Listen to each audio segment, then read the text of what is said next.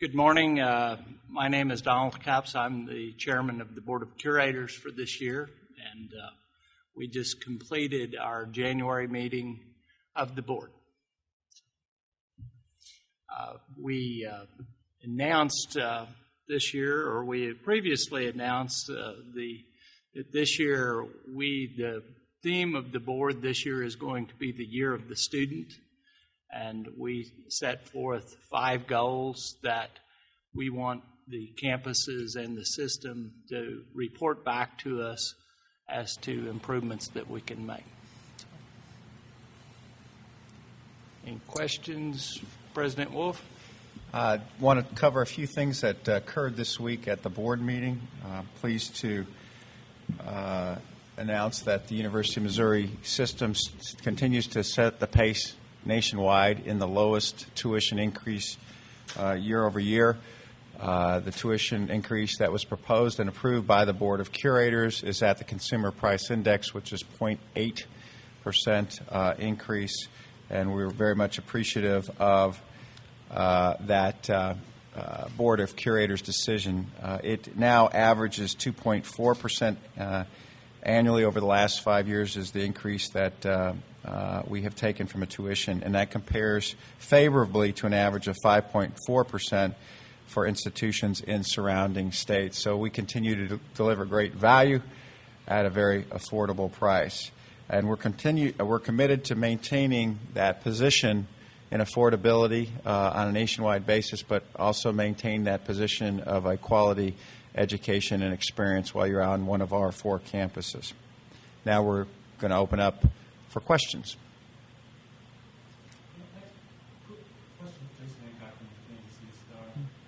Have both of you gotten a chance to look at the Pricewaterhouse report regarding Princeton Review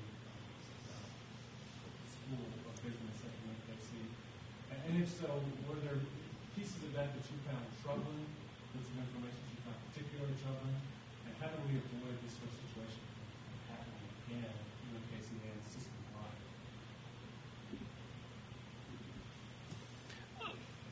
Well, yes, we have reviewed the report. The Board of Curators reviewed the report extensively, and we have,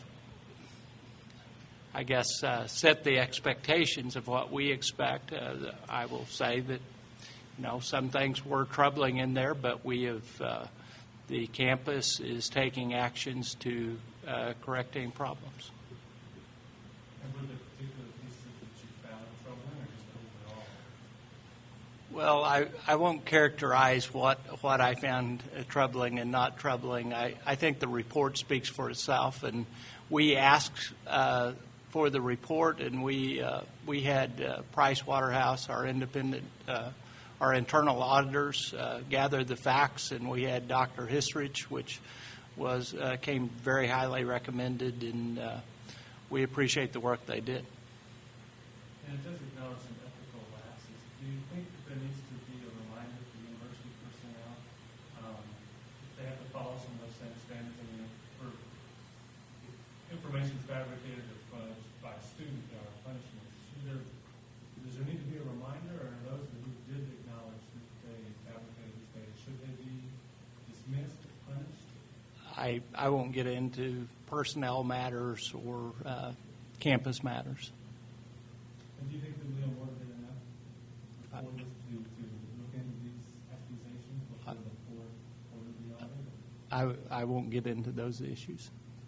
Jason Hoffman, KBI News. In regards to Title IX, can you just explain the board's process in terms of not letting representation speak at a hearing?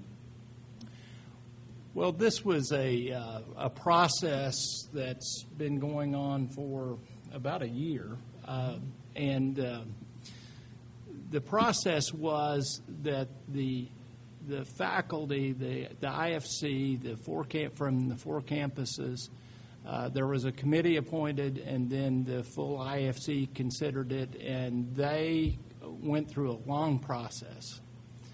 And the process that they came to the board with their conclusions. I think the board's position was, we're not going to go back and tell the faculty that you did all this work and we're not going to pay attention to it.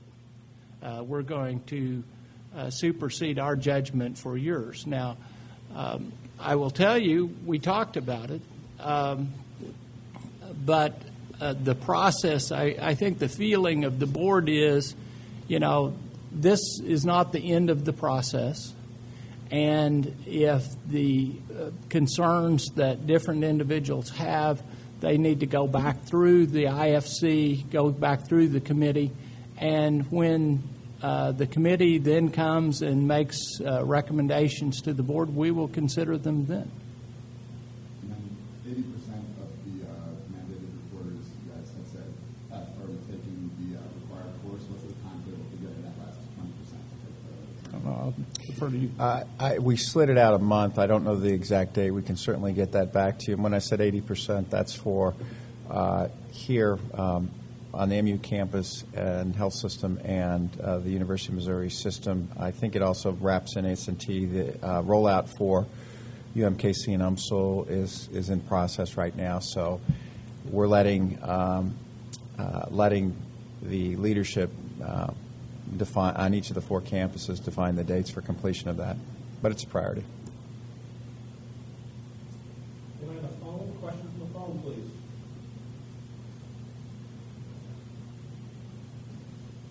Anything else? All right. Thank you for coming. Thank you very much.